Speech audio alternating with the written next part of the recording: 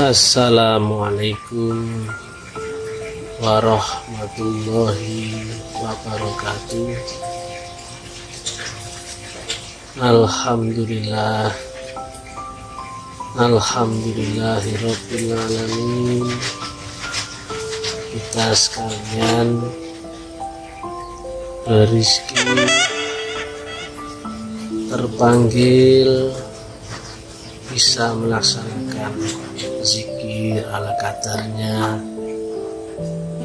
dan alhamdulillah seperti biasanya kita lanjutkan dengan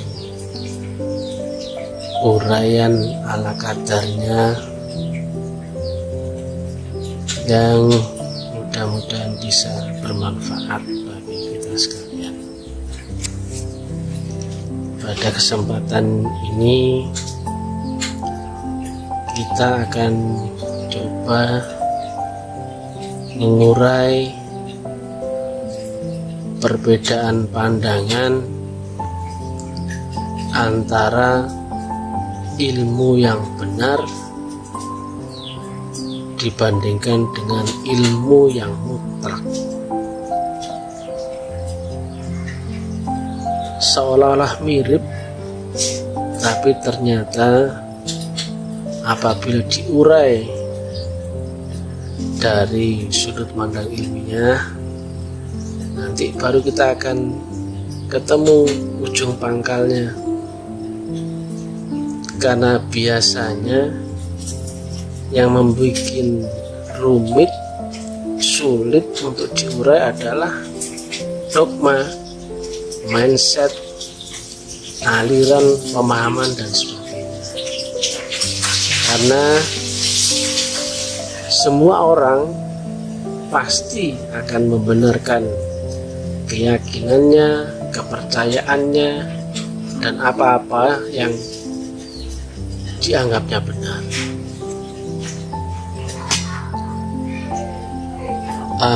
Kebenaran seseorang itu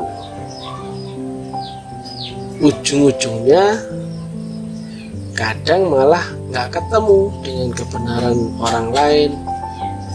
Benar di sini berbenturan dengan benar yang di situ, maka disitulah biasanya akan ada gesekan.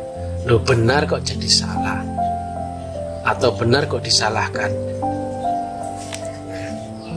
Karena benar ini pun ya bertingkat-tingkat. Kalau orang filsafat biasanya mengartikan atau memberikan gambaran di atas langit masih ada langit. Artinya benar itu ya nggak boleh dipaksakan kepada orang lain untuk membenarkan kita. Nah, tentang kebenaran ini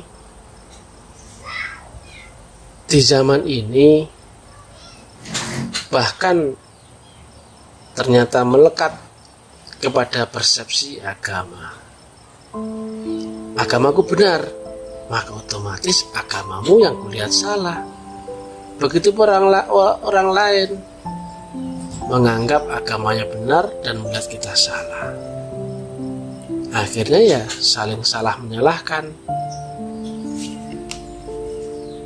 Kan aneh, padahal mestinya agama turun dari Tuhan yang sama, mestinya kan saling bisa membenarkan kalau sama-sama agama samawi atau agama langit. Nyatanya di dalam rukun iman kita pun wajib mengimani rasul-rasul dahulu dan juga kitab-kitabnya yang dahulu. Nah, nyatanya kan masing-masing nabi kan nggak saling berbenturan. Nabi Muhammad mengakui Nabi Musa, Nabi Isa, Nabi Ibrahim, dan juga demikian nabi-nabi yang lain pun mengakui tentang Nabi Muhammad sendiri. Lah kenapa kok sekarang jadi seolah-olah ada benar salah pada masing-masing agama itu? Agamaku benar, agamamu salah, demikian juga orang lain. Bahkan Sesama agama saja, agama X misalnya, 3 kepala pun punya 3 pemahaman kebenaran yang berbeda. Itu dikarenakan mengira agama itu adalah agama yang benar. Padahal benar itu ya relatif, artinya mengikuti takaran kadar kemampuan masing-masing orang untuk menerima kebenaran itu sendiri. Kalau mencari yang baik dan benar, pasti ada yang lebih lagi. Oh, itu ada lebih baik, lebih benar lagi. Oh, itu lagi, ada lagi, dan seterusnya. Nggak akan ada ujungnya, karena akan mengikuti sifat kerelatifan manusia. Padahal mestinya agama itu turun dari yang maha mutlak, maka sifatnya mutlak. Jika turun dari yang maha mutlak, maka tentunya dimutlakan juga. Jika agama itu turun dari yang maha mutlak, maka agama itu mutlak, bukan lagi agama yang benar. Karena benar kan harus cocok dengan akalnya orang, sesuai, cocok gitu. Jika mutlak, maka otomatis kedudukannya ada jauh di atas kebenaran itu sendiri. Mutlak itu pasti akan sesuai dengan dalil agama, kemudian logika, kemudian hukum eksakta, kemudian sunatullah alam semesta. Pasti masing-masing itu saling menguatkan, saling ketemu, tidak ada kontradiktifnya. Kalau dalam Islam kan dalil agama kan berupa Quran, hadis. Nah pasti semuanya saling bertanggungjawab. Kalau rumus matematikanya mutlak itu, kalau diurai dalam angka matematis, misalkan min 10 dimutlakan sama dengan plus 10 juga sama dengan 10. Artinya di alam mutlak itu sudah tidak ada lagi plus minus. Minus dan plus itu adalah persepsi manusia. Padahal ada pelajaran mutlak yang di atasnya alam relatifnya manusia, yang bahkan manusia tidak mampu membenarkan atau menyalahkan, tetapi itu mutlak turun dari sisi Allah Ta'ala.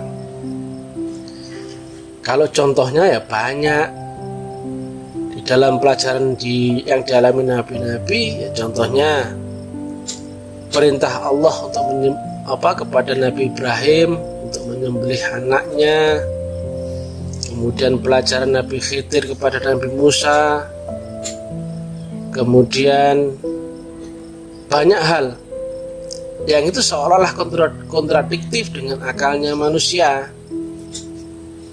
Artinya manusia sampai pada level kebenaran yang tertinggi sekalipun gak akan mampu membenarkan akan hal itu.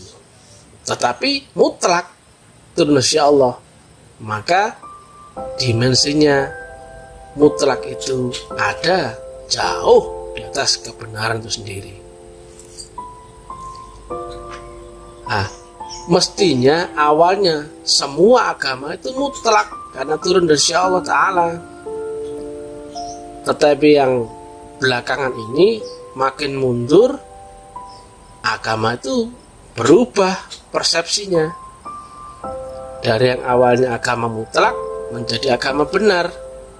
Setelah benar, pasti akan menyalahkan agama lain atau orang lain. Kenapa? Karena dianggap sudah gak cocok dengan pemahamannya. Akulah yang benar, kau yang salah, gitu. Makanya banyak tawaran-tawaran ilmu yang menawarkan inilah yang benar, inilah yang benar, inilah yang benar. Gak akan ada ujungnya. Bahkan seperti yang kamu sampaikan tadi, 5 kepala saja sudah kebenarannya berbeda. Padahal mestinya jika agama itu mutlak, maka 1000 kepala atau 1 juta kepala pasti harusnya punya pemahaman yang sama atau linear. Sekalipun berbeda zaman ribuan tahun, misalkan Nabi Muhammad yang menyampaikannya di zaman 14 abad yang lalu, dan kemudian jika beserta dengan metodologi yang sama, orang yang di zaman ini pun pasti akan melihat kemutlakan yang sama dari agama itu. Sebagaimana Nabi Musa, Nabi Adam, Nabi Ibrahim, Nabi Musa, Nabi Nuh, ataupun Nabi Muhammad, semuanya saling membenarkan, saling memahami. Yang membedakan hanyalah makom itu sendiri. Ibaratnya kebenaran kelas SD, kemudian lanjut kepada kebenaran kelas SMP, kebenarannya SMA, perguruan tinggi dan sebagainya. Nah, sifatnya itu linear, bersambung dia, nggak saling kontradiktif. Yang SMP ya tahu bahwa ada kebenarannya orang SMA. Kalau SMA ya tahu ada kebenarannya adik yang di SMP. Saling membenarkan, tidak ada yang menyalahkan. Nah, berbeda dengan kondisi sekarang, bahkan agama pun seolah-olah mendoktrin dialah yang benar, yang lainnya salah, padahal mestinya mutlak. Ini yang sulit terbaca manusia, bahwa agama itu mutlak, pelajarannya mutlak dari sisi Allah Ta'ala. Yang mutlak tentunya nggak bisa dipelajari manusia. Makanya di dalam Asy-Syura 52 ayatnya adalah melalui dipilih dan dikehendaki, yang awalnya bermula lewat ditanamkannya nur iman dan nur kita. Kalau mencari perbandingan antara benar, ya nggak akan ada ujungnya. Kenapa nggak ditingkatkan lagi? Kita coba mencari ilmu yang mutlak, bukan lagi ilmu yang benar. Benar menurut saya makannya pakai nasi, tapi benar menurut orang lain makannya cocoknya pakai sagu atau nasi jagung, padahal seleranya berbeda, maka akan berbenturan. Sedangkan kalau mutlak, semua variabel-variabel dunia pasti akan membenarkannya, mulai Qur'annya, hadisnya, logikanya, hukum eksaktanya, kemudian sunatullah alam semesta. Dan masing-masing itu tidak ada yang kontradiktif, nggak ada yang saling menyalahkan. Bahkan kata-katanya, nah kalau kita terbatas dengan akal, maka hanya ketemu yang benar. Tetapi untuk menuju ilmu yang mutlak, mesti lewat dimensi kerohanian. Karena dimensi Allah yang maha mutlak itu nggak ada di sini. Allah itu ada di Arsy yang maha tinggi. Sedangkan yang ada di dunia hanya terbatas dengan kepandaian tertinggi akalnya manusia. Kesadaran manusia ya hanya sebatas itu. Padahal variabel-variabel agama bukan ada di alam ini, bukan ada di dunia. Maka menuju ilmu Allah yang mutlak, yang turun dari sisi Allah yang maha mutlak, mesti lewat jalan yang mutlak, metodologi yang mutlak, faktor yang mutlak, frekuensi yang mutlak. Baru kita akan ketemu dimensi agama yang mutlak. Jadi bukan lagi agama yang benar. Agama yang benar pasti semuanya merasa benar, gak ada yang merasa salah. Gak mungkin orang memilih jalan hidupnya jalan yang salah. Aku mau pilih agama A karena A ini salah, kan gak mungkin. Padahal di situ pasti akan berbenturan dengan orang lain. Yang orang lain melihatnya agamanya benar, pasti orang lain pun demikian melihat kita. Orang lain adalah salah, orang lain melihat kita pun ya salah juga. Disitulah turun pemahamannya dari agama itu, mestinya turun dari yang maha mutlak menjadi agama persepsi hanya kepercayaan, hanya keyakinan, hanya dogma, hanya cocok dengan akal kita saja. Dan itu dikarenakan tidak ketemunya sambungan antara kemutlakan Allah Ta'ala dengan manusia yang relatif.